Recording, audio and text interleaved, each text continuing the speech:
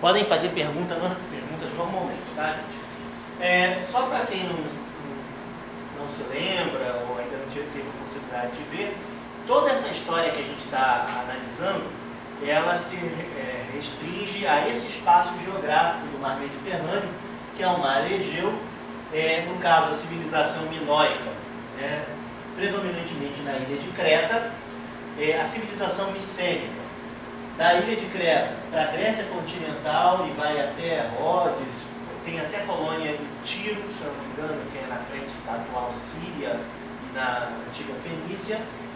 E no caso de Tales de Mileto, Mileto é uma cidade da Ásia Menor, hoje a atual Turquia, e era uma sede comercial e riquíssima cidade, com assim, uma confluência de diversas culturas, desde o período em que ela foi fundada.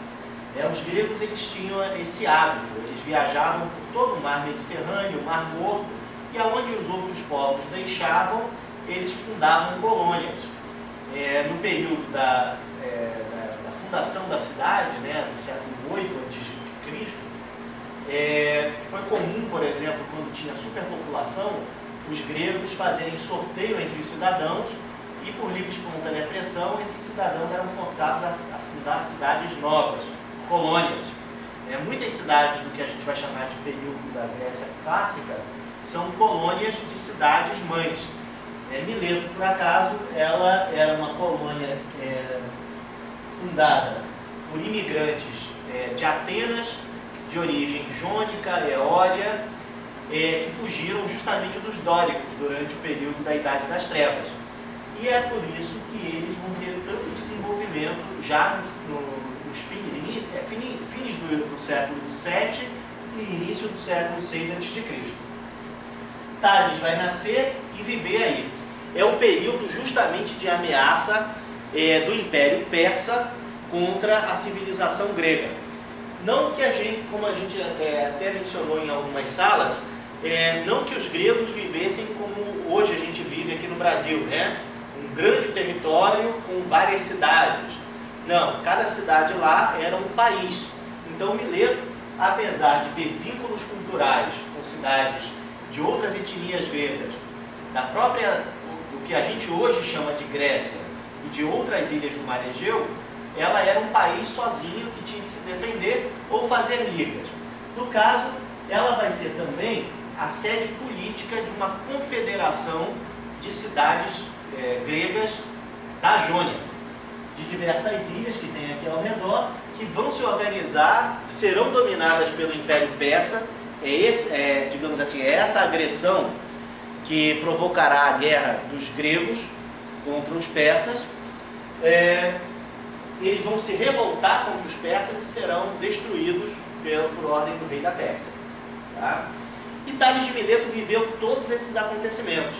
É esse período das chamadas invasões médicas, não tem nada a ver com medicina, médicas, porque era relacionada aos Medas, que é o povo predominante, a etnia predominante do Império Persa, e que vai dominar praticamente todo o mundo antigo, de uma maneira não só eficiente, como administrativamente muito interessante. E o sonho dos persas era invadir a Europa.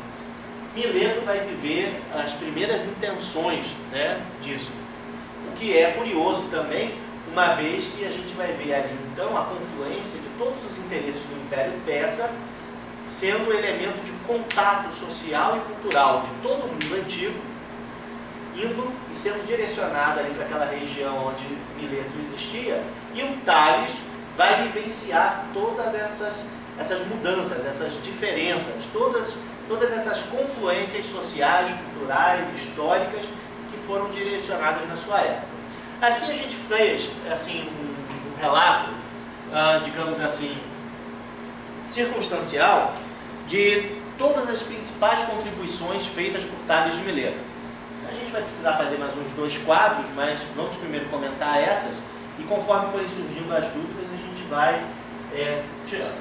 Eu botei aqui na primeira, criador do modo discursivo racional. Eu botei criador entre aspas, porque como eu falei, eu suspeito drasticamente de Hesíodo como o primeiro pensador pré-racional. O que isso significa na prática? Que já em A Teogonia e os trabalhos e os dias de Hesíodo, você observa, embora em verso, ou seja, em poesia, Hesíodo já estrutura toda uma relação racional de casamentos e consequências das ações dos deuses na constituição do cosmos, tanto quanto ao aconselhar o seu irmão, que o roubou em processo judicial fraudulento, ele também estrutura uma racionalidade que, embora ainda use o recurso do mito, falando de deuses, de castigo divino e outras questões mais, ele já pré-condiciona uma explicação que tenta fugir pouco a pouco da influência do sobrenatural, digamos assim, da dimensão sobrenatural mítica. Então eu boto o Tales como criador, porque provavelmente ele é uma referência teórica. Em que sentido? Com certeza haviam outras pessoas que viveram isso e que tiveram essa experiência. Porém, ele vai ser o cara que vai ser indicado pela história como sendo o iniciador desse processo. Por isso, eu coloco, entre aspas, criador do processo do modo discursivo racional. Por assim dizer, ele vai criar o que é chamado em História da Filosofia de escola jônica. Isso é matéria de vestibular para vocês, hein? O que é a escola jônica? Na verdade, não era uma instituição. As escolas só vão existir depois do Império Romano. A maioria da educação das pessoas era feita ou em casa, com poetas contratados ou que ficavam morando na sua casa durante um tempo, ou nas praças públicas, quando tinham festas ou encontros comerciais, e os poetas cantavam e dançavam os mitos, que eram as histórias tradicionais da tribo.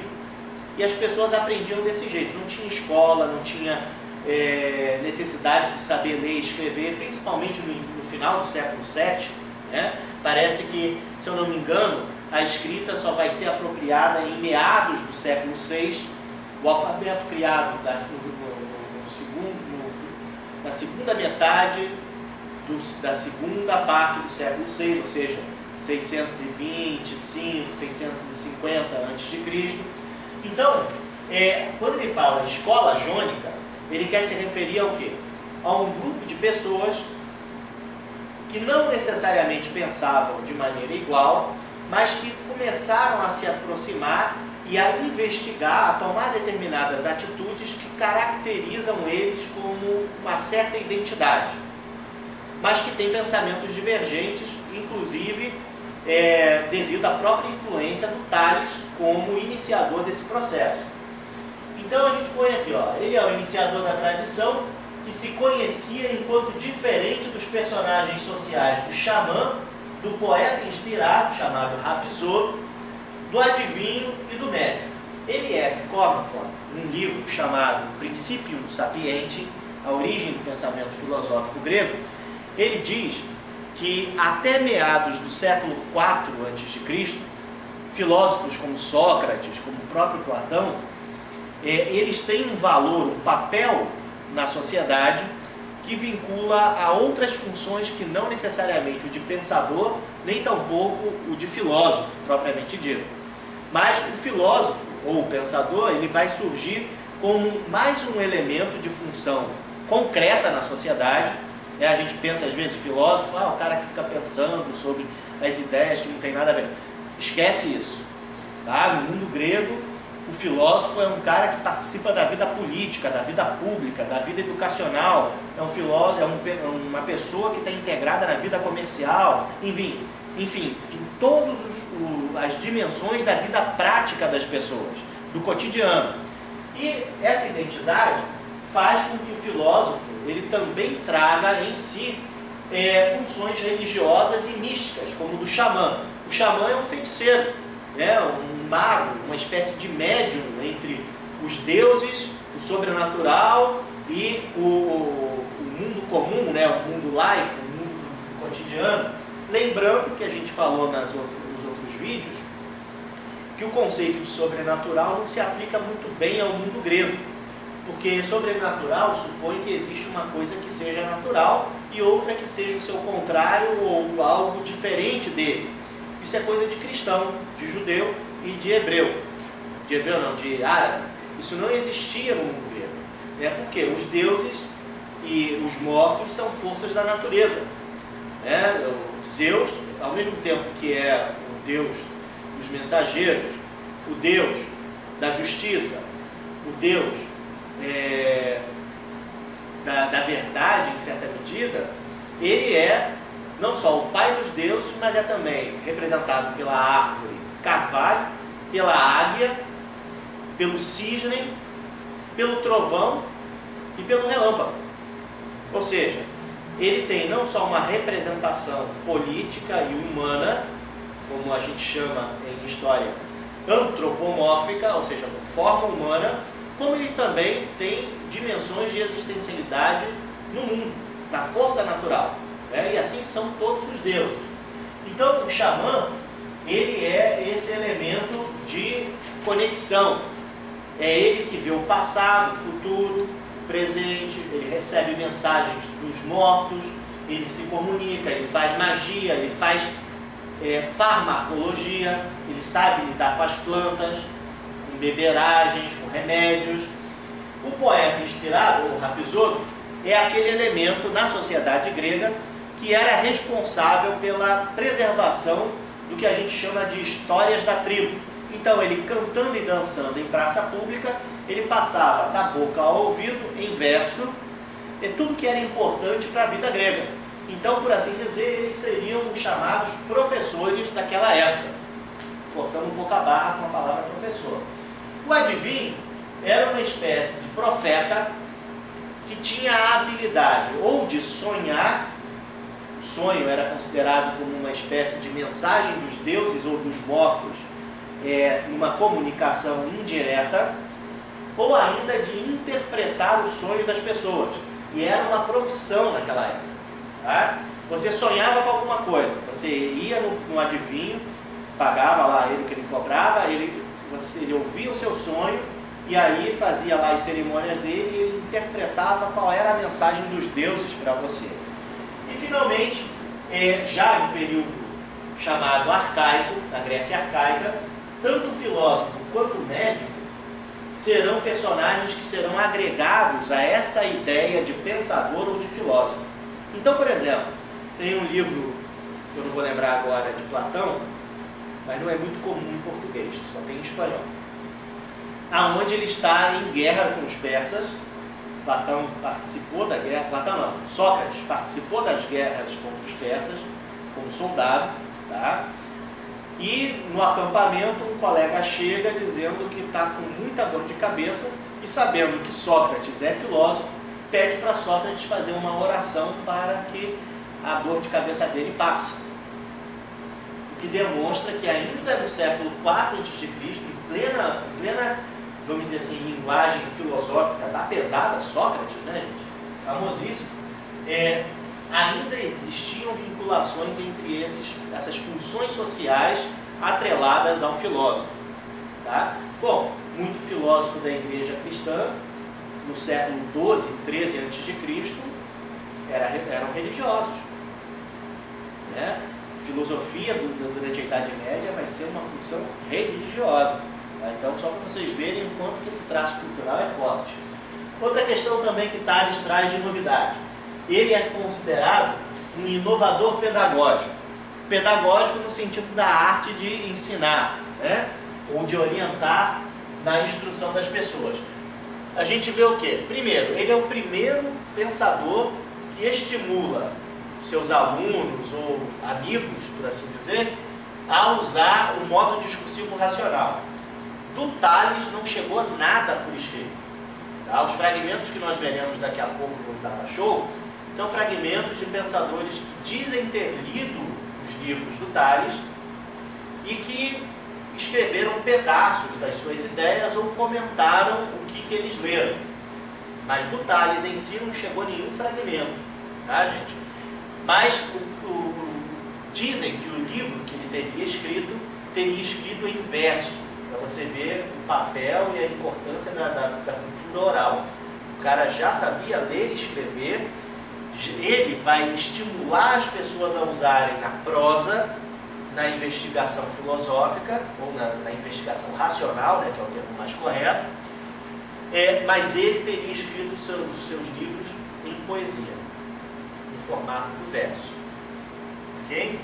Ele também vai estimular, enquanto método de ensino e de aprendizagem, a análise crítica. Para quem não sabe, a análise é a habilidade que você desenvolve de pegar uma coisa ou uma ideia e tentar dividi-la em partes menores para tentar compreender o seu conjunto, o seu funcionamento particular e o seu funcionamento em conjunto. E a análise crítica por quê? Porque não se confiava totalmente na capacidade do ser humano de se acessar um conhecimento verdadeiro sobre aquilo que estava sendo investigado. Então, além de tentar investigar, analisar, ou seja, explicar da maneira mais simples possível aquilo que estava sendo investigado, eles ainda viam aquilo com uma certa desconfiança, como se pudesse ser construída uma outra leitura em um outro momento. É ele que vai iniciar isso. Até então, quando você usa a poesia, você necessariamente tem que gravar metricamente, né? Ou seja, no caso eles usavam o hexâmetro. O hexâmetro é a divisão da frase em 6 sílabas tônicas. Então, a combinação de palavras, os versos, eles têm que caber em 6 partes e não podem exceder a isso, o que é uma vantagem técnica da prosa em relação ao verso, para poder transmitir ideias melhores e mais eficientes, o que vai fazer com que a prosa seja adotada paulatinamente como língua específica do discurso racional e depois filosófico. A gente vai ver o quê? Ele fazendo a análise... Deixa eu só interromper. Pois não. A escrita daí, houve uma retomada da escrita nessa fase de Tales, né? Sim. Mas hoje existem restícios daí da escrita de Tales? Não, do Tales não sobrou nada. Não sobrou nada. Se sobraram, sobraram histórias de pensadores posteriores desse período entre o século VI e o século... na verdade, entre o século IV e o século II depois de Cristo, que na Biblioteca de Alexandria ou em outras das Alexandrias fundadas no Oriente Médio até a Índia, esses pensadores teriam tido acesso a esses livros e ou escreveram tipo citações, como a gente faz hoje nos nossos estudos, né, nas nossas investigações, ou fizeram uma paráfrase, ou seja, explicaram o que eles leram que o autor tal dizia sobre tal coisa. Então, assim, do Tales propriamente dito não sobrou nada. Tá? Mas esses autores, esses filósofos que leram essas obras, disseram que Tales escreveu, que Tales tinha um livro sobre física e outros sobre outros assuntos que a gente vai ver daqui a pouco, e que ele teria escrito em verso, ou seja, uma poesia. Daí eles registraram os fragmentos. Os fragmentos. Eles registraram em que forma da escrita? Nessa época era que forma escrita? O papiro era muito caro. Né? O mais comum era o pergaminho, que é couro de camelo, de cabra ou de outro animal e que pode ser reaproveitado algumas vezes. O papiro só usa uma vez. Então, assim, eles não falam sobre o status da família do Tales. O que se tem é que o pai dele era fenício. Olha que interessante. Tales não era grego de origem, mas que tinha ido para fundar a cidade de Mileto. E por isso ele era cidadão de Mileto. Tá? A mãe dele é que era... Perdão, cometi um erro. O pai era grego e a mãe era fenícia. Tá? Então, assim, ele foi para Mileto e fundou Mileto por conta... ele não. O pai ajudou a fundar Mileto por ocasião do êxodo da Grécia continental. Né? Então, por isso ele era cidadão. Então, o que acontece? A forma com que ele vai registrar é típica da época. Uma época de transição. Fenícia antiga daí, que é todos aqueles... Não, ele não escreveu em fenício, ele teria escrito em grego. pelo menos nenhum dos comentadores mencionam um texto em língua estrangeira que não tenha sido o grego. Tá? Então, assim, mas já é essa época de transição em que a escrita, mesmo ainda sendo expressa em verso, ela está acontecendo. Ela está acontecendo já para preservar. E dizem que era muito comum, quando as pessoas escreviam seus livros, depositar nos templos, como uma espécie de oferenda aos deuses. Tá? E ele vai estar, então, iniciando de maneira forte, junto aos frequentadores da chamada Escola de Mileto, a análise crítica dos mitos. Mas que mitos? Os mitos cosmogônicos. Então, pessoal, o início da ação filosófica ou racional de Tales é que vai construir aquela palavrinha que a gente escreveu ali no outro quadro, chamada cosmologia. Porque vai ser a primeira análise crítica racionalista da linguagem poética, mítica, dos textos, das falas narradas pelos poetas de Homero e de Hesíodo. Ok? Então ele é o primeiro que vai fazer isso. Então o pensamento filosófico, ele começa com a crítica aos mitos. E aí ele interferiu também fazendo o quê? Estimulando a revisão crítica desses mitos. Então, além de estudá-los, eles faziam uma tentativa de explicar o que os poetas explicavam de maneira não mitológica, usando o logos, usando a razão como instrumento. E isso, aos poucos, foi fazendo uma separação entre o pensamento chamado mítico e o pensamento chamado racional. Mas não foi de uma hora para outra. Tales era religioso, Tales participava da vida política, Tales sacrificava. Às vezes a gente pensa no filósofo como alguém fora do seu tempo, né? Como alguém que não fazia aquilo que era considerado comum entre os gregos. Isso é falso. Tá? É raríssimo a gente ver alguém totalmente fora do seu tempo. Além disso, ele vai criar, para fazer todas essas ações, um chamado grupo investigativo. Num primeiro momento, o seu primeiro aluno será Anaximandro, que é seu genro, casado com uma das suas filhas. Mas já com Anaximandro, enquanto participante da chamada Escola de Mileto, nós vamos observar Anaxímenes, também nativo da cidade de Mileto, convivendo com esse grupo. E outros pensadores que a história da filosofia tradicional dá a impressão que eles estudaram sozinhos nas suas cidades e que não tiveram contato, mas sim que tiveram lido o livro de Tales, de Anaximandro ou de Anaxímenes, e que tivessem feito a sua filosofia, a sua análise crítica à distância. Karl Popper, ele defende justamente a tese contrária. Ele defende que, na verdade, Tales conviveu provavelmente com Anaximandro, Anaxímenes, Heráclito e Xenófanes. Quando Tales morreu, quem liderou o grupo foi Anaximandro. E que esses dois, principalmente esses dois últimos, Xenófanes de Cólofon e Heráclito de Éfeso, teriam convivido, sim, na cidade de Mileto com esse grupo de pensadores, ao invés de terem lido o livro lá na cidade deles, totalmente diferente. Tá? Isso faz uma mudança de interpretação muito grande. Por quê? Heráclito não é considerado normalmente nos livros de história da filosofia como membro da Escola de Mileto. É como se ele fosse um crítico da Escola de Mileto e, sobretudo, ele aparece como um crítico ao pensamento de Pitágoras. E o Xenófanes de Cólofon, ele aparece como um pensador de uma escola isolada, como se ele não tivesse vinculado a nada nem a ninguém. E Popper diz que isso é falso. Popper defende a tese que eles conviveram juntos alguns anos e depois, de acordo com o destino de cada um foi para um lado.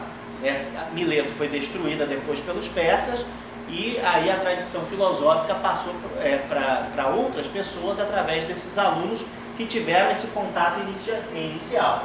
Então o que acontece? A formação de um grupo investigativo vai ser tão importante hoje para a nossa realidade que, como a colega estava falando aqui no momento do intervalo, por exemplo, a gente está com um grupo, um processo seletivo para pesquisadores do nosso grupo de pesquisas. O que é um grupo de pesquisas? É exatamente essa ideia que Tales teve ao formar ali na sua casa, ali com aqueles seus conhecidos, um grupo para trabalhar uma análise crítica do que era considerado a base da educação da época. E com isso construiu a filosofia como a gente conhece hoje. Né? Só que no sentido que? De uma cosmologia, ou seja, um discurso racional sobre a origem do mundo. Além disso, a gente vai ver daqui a pouquinho mais aprofundado. Ele vai ressaltar as potencialidades discursivas entre o verso poético, cantado e dançado, e o modo racional, em prosa. Tales nunca quis destruir a mitologia. Tales nunca quis acabar com a influência educacional de Homero e de Hesíodo. Ele simplesmente quis entender se haveria possibilidade de, no discurso em prosa, racional, poder explicar melhor o que em verso nem sempre ficava tão inteligível, tão capaz de ser compreendido. Então o que vai acontecer? Tanto é que ele vai escrever o livro de filosofia dele, ou seja, a cosmologia física dele, em verso. Olha que coisa curiosa. A gente pega os livros didáticos de filosofia, a gente lê, a gente parece que vê o Tales como rompendo com a poesia, rompendo com o mito e começando a demonizar, não, satanizar o mito e os deuses como algo assim fora do comum, como algo não científico. Isso é falso, tá? Tanto é que ele vai escrever um verso. Tá claro aí, gente? Alguma dúvida até aqui? Tá beleza? Podem fazer perguntas, não tem problema nenhum. E aí, beleza? Podemos seguir? Então só vou dar uma ajustadinha aqui na câmera. Então, a gente também observa que Tales não se limitou aos mitos helênicos. Isso foi fundamental e tem a ver justamente com a posição geográfica de Mileto. Por quê? Aqui a gente observa o quê? Mileto numa confluência comercial, tanto marítima como terrestre. O comércio que vinha do Extremo Oriente, China, Índia, tanto quanto do norte da Europa e do norte da África, todo se confluenciava nessa região. Então, era comum em Mileto você ter comerciantes egípcios, cananeus, israelitas, o que viria a ser no futuro, os árabes, persas, gregos, minoicos, micênicos. Então você via o que nas ruas de Mileto? Um monte de culturas misturadas, várias línguas sendo faladas, várias religiões sendo praticadas pelos seus cidadãos, pelas pessoas que vinham desses países, e a gente observa o quê? Eles foram capazes de comparar os mitos gregos tradicionais, lá da Grécia continental, que eles trouxeram quando migraram para a Jônia, e puderam comparar e avaliar quais eram as proximidades e divergências que haviam entre esses mitos. Isso criou um senso, que por assim dizer a gente pode chamar de senso relativista. Porque se o mito é uma história verdadeira, de uma força natural divina, se existem vários mitos, alguns próximos, outros totalmente diferentes, quais são os mitos verdadeiros? Percebam a questão que surge dessa confluência cultural que Mileto proporcionou a Tales. Qual seria a história verdadeira sobre a origem do mundo? Como o mundo funciona? Quais seriam os deuses verdadeiros? Quais seriam os deuses que são eficientes realmente no sentido de tornarem a realidade o que a realidade é? Foram questões que surgiram e provocaram a análise crítica que Tales desenvolveu com a linguagem racional. Os inícios da filosofia surgem do contato comercial, da praça pública, do mercado. né? Não é à toa que 300 anos depois, Sócrates vai fazer toda a sua filosofia na praça pública, ali junto do mercado, junto com as pessoas que estavam fazendo ginástica na academia, nas ruas. Então aquela ideia de filosofia como algo de uma elite separada, totalmente distanciada da realidade, isso é coisa da Idade Média cristã. Não é relativa ao mundo grego, ao mundo helênico. E sobretudo às origens da filosofia. Então a gente observa aqui, ó, a cidade de Mileto, propriamente dita, ela é o que a gente pode chamar de laboratório linguístico e cultural, onde a comparação se tornou possível. Por exemplo, demorou quase 200 anos para Atenas, que fica na Grécia continental, mais ou menos nessa região, receber a influência de um filósofo na sua organização política para a criação da democracia. Até então, Atenas era um reinado, tinha rei, onde tinha uma aristocracia guerreira e o povo como gente comum, a plebe, né?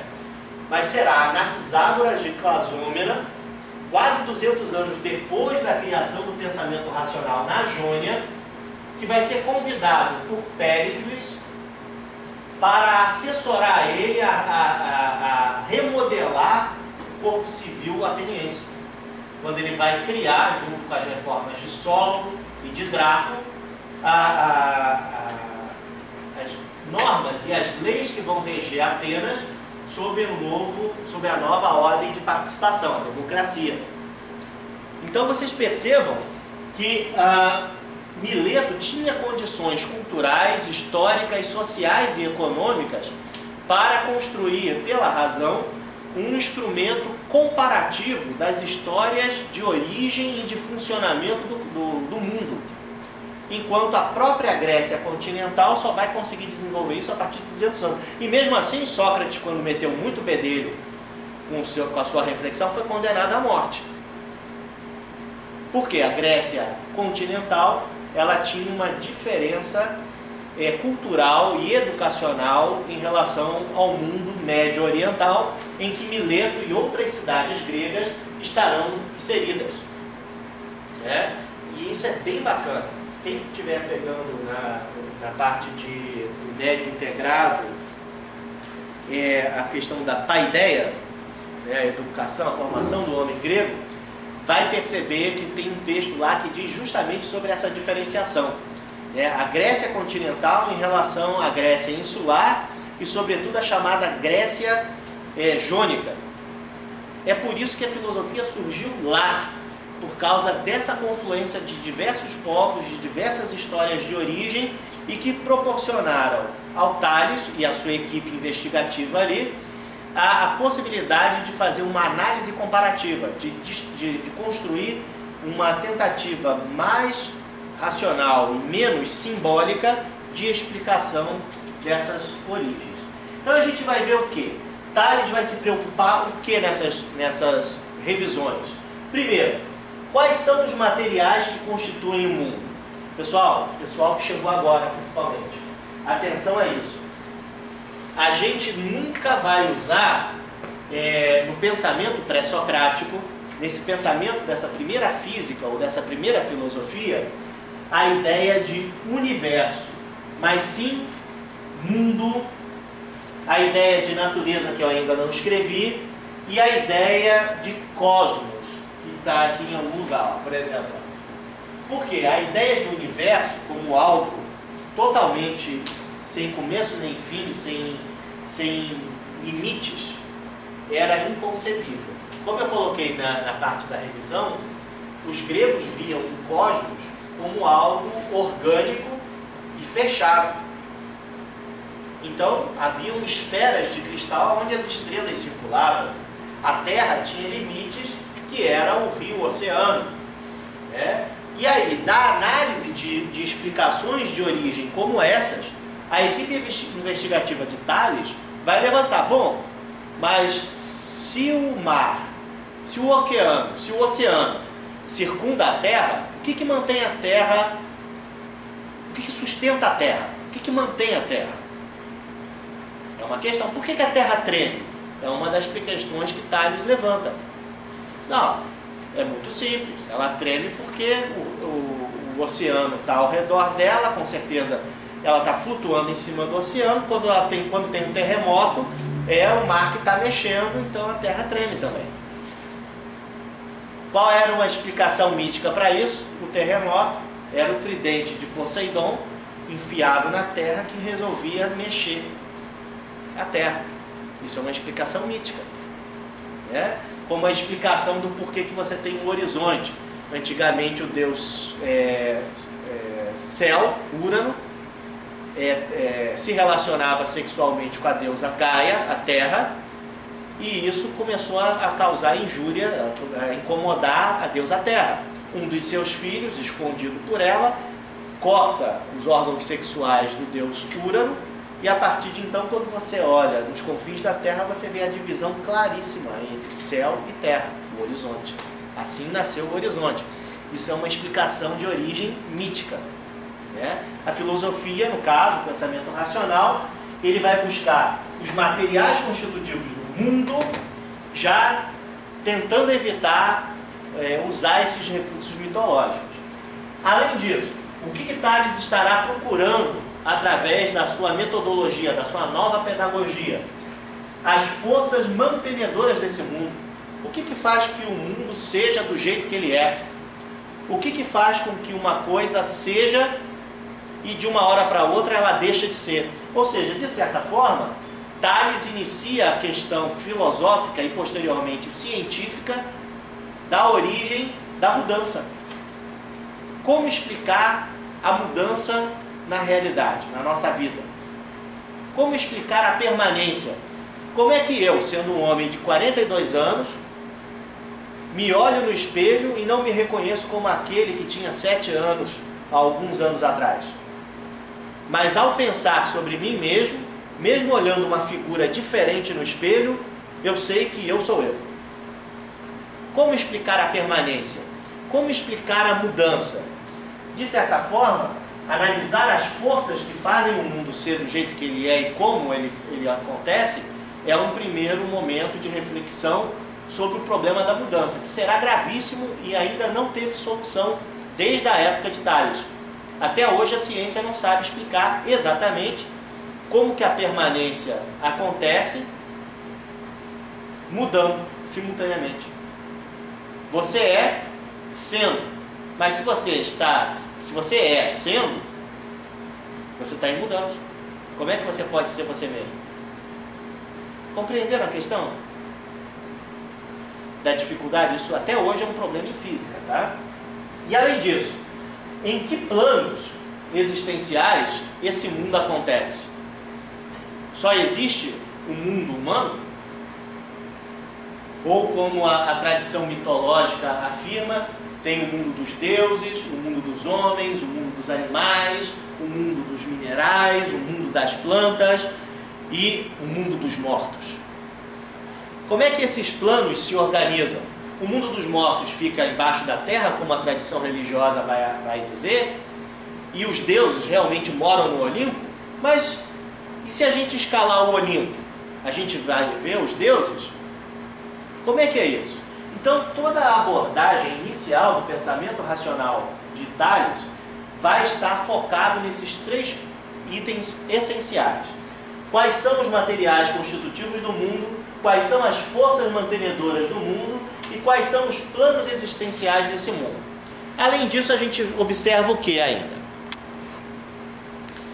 A gente observa que Tales, para poder dar conta dessa explicação, ele vai ser o primeiro pensador racionalista a utilizar uma teoria que vai unificar o mundo.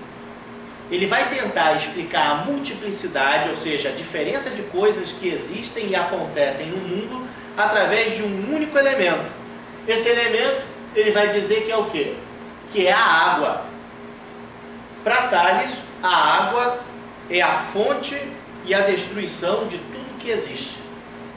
Tanto é que vai ser uma fórmula que a gente chama de oracular, né, de oráculo, comum em todo o mar Mediterrâneo, todos os povos do mar Mediterrâneo têm esse pensamento expresso, principalmente nos seus livros sagrados, e aí mais um item de influência do religioso sobre o pensamento filosófico, né?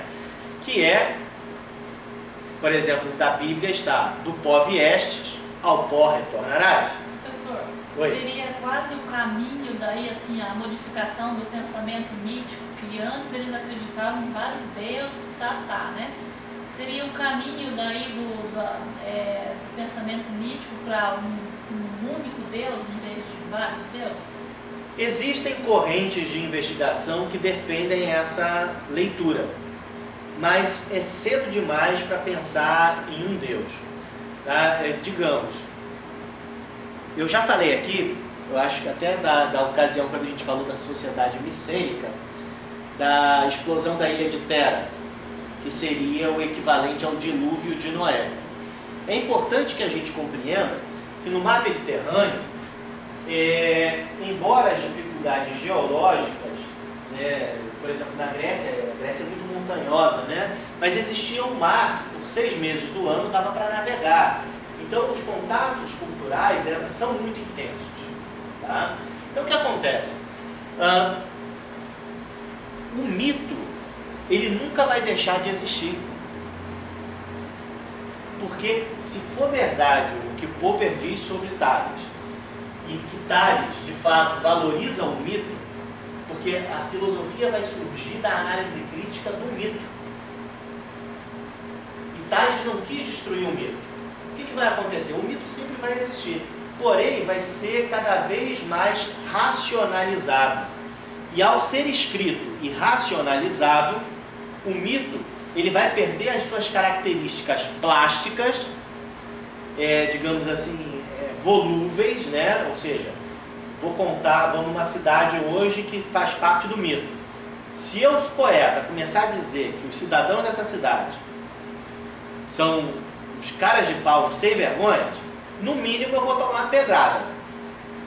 Se não, até ser morto, não é verdade?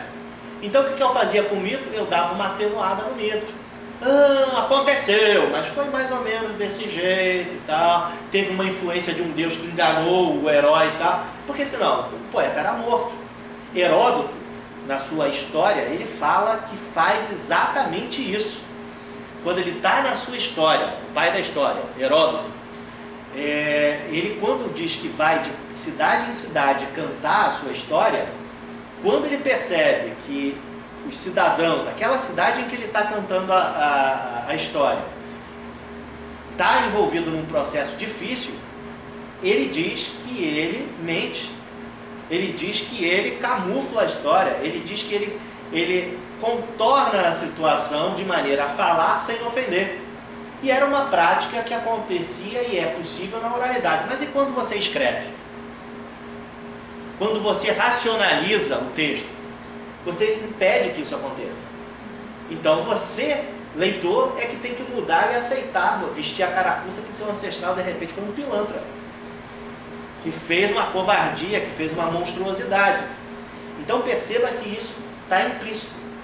Acontece, a desmitificação ela vai acontecer de maneira mais intensa lá a partir do século V a.C., quando a gente viu que em Siracusa vai se tornar um movimento político, um modelo educacional vinculado a Homero e a Hesíodo como inferior, como do populacho, enquanto o vinculado ao pensamento racional e filosófico sofístico como o pensamento da elite.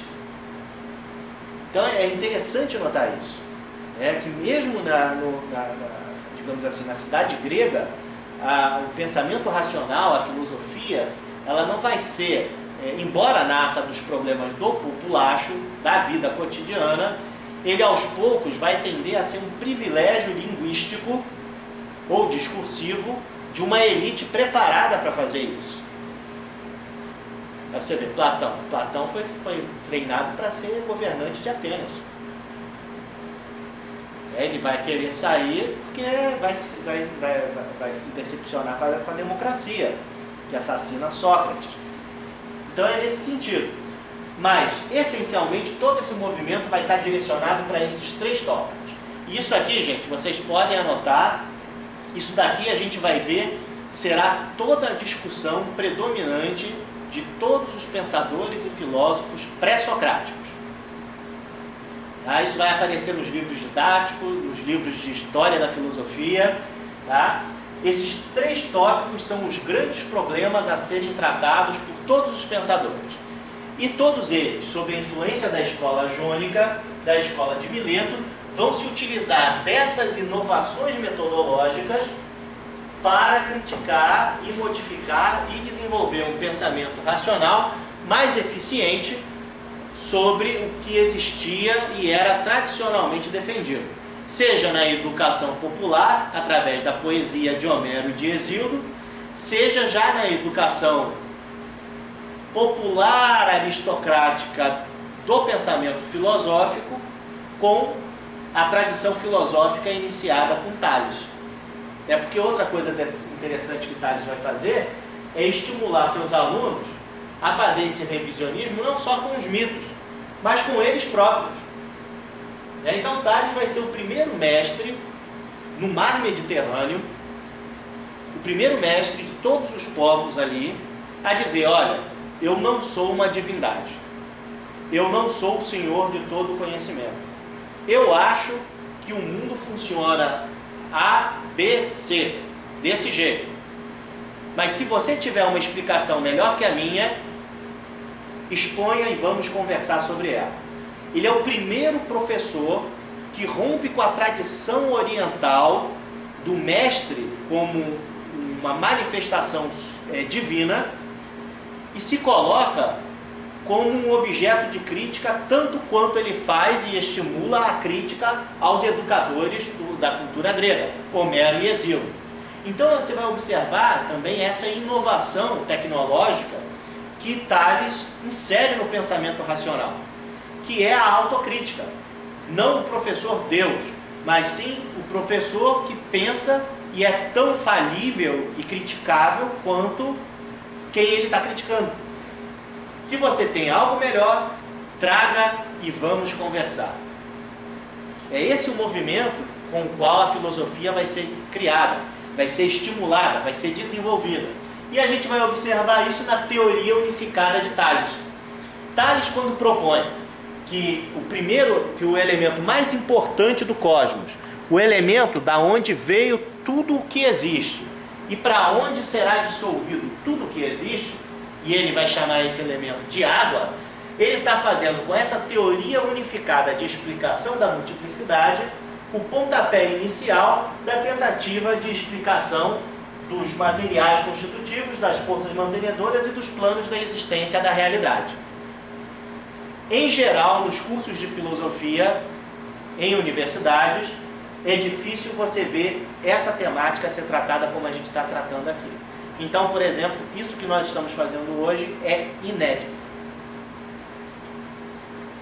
Você só vê os fragmentos, a pessoa faz uma contextualização, e aí, por exemplo, eu coloquei aqui no quadro 3 leituras que são tradicionais da teoria unificada de Tales. A primeira leitura, que é a mais utilizada e que é a usada, por exemplo, pelos pesquisadores alemães G.S. Kirk, J.R. Raven e M. Schofield, esse livro, Os Filósofos Pré-Socráticos. Eu acho que eu botei em inglês no nosso site, não consegui em português, tá? Esse livro é importado, então quem quiser adquirir tem que encomendar, da Fundação Kalush Gulbenkian. Eles seguem essa metodologia ali do item A. Eles são necessariamente fisicalistas. Então, quando eles leem em Tales, a origem de tudo é a água, eles interpretam a água como a água que a gente vê aí mesmo, que cai da chuva, que a gente bebe, que a gente congela. E aí o raciocínio que eles dão para as explicações dos fragmentos de Tales é que eles observaram que o mundo e os corpos têm uma grande quantidade de água e que essa água é importante, e então Tales raciocinou que tudo devia ter vindo da água e tudo se dissolverá em água. Exemplo, quando uma pessoa ou um animal morre, o cadáver sendo putrefato, né, apodrecendo, ele começa a se liquefazer, além de ser devorado pelos vermes. Então eles começam a dar explicações que nós chamamos de fisicalistas para dar sentido às palavras de Tales. Porém, nós já chamamos a atenção aqui do grupo, algumas vezes, que textos antigos não podem ser sem medo não. Textos antigos não podem ser interpretados totalmente com a nossa atual forma de ver, com os nossos recursos científicos e linguísticos contemporâneos, sem a gente pecar na interpretação do que o autor, lá naquela época em que ele escreveu, realmente estava tentando dizer com isso.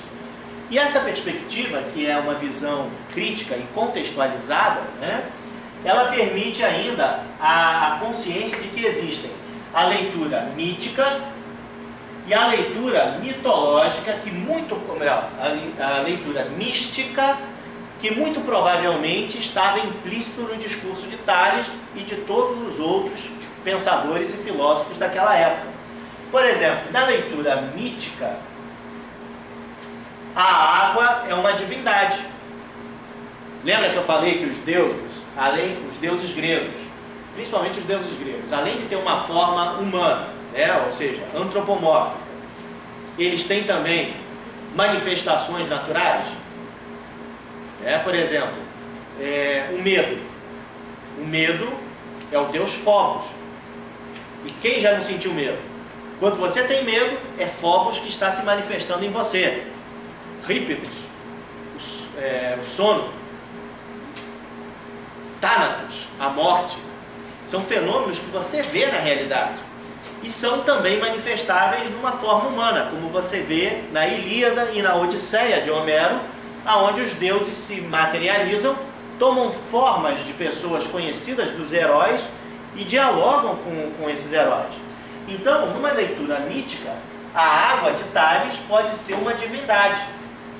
E provavelmente está relacionada às religiões que todas elas ali da região do Oriente Médio têm na água a fonte criadora ou purificadora da realidade.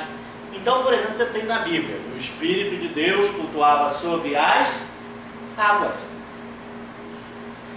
É do rio Nilo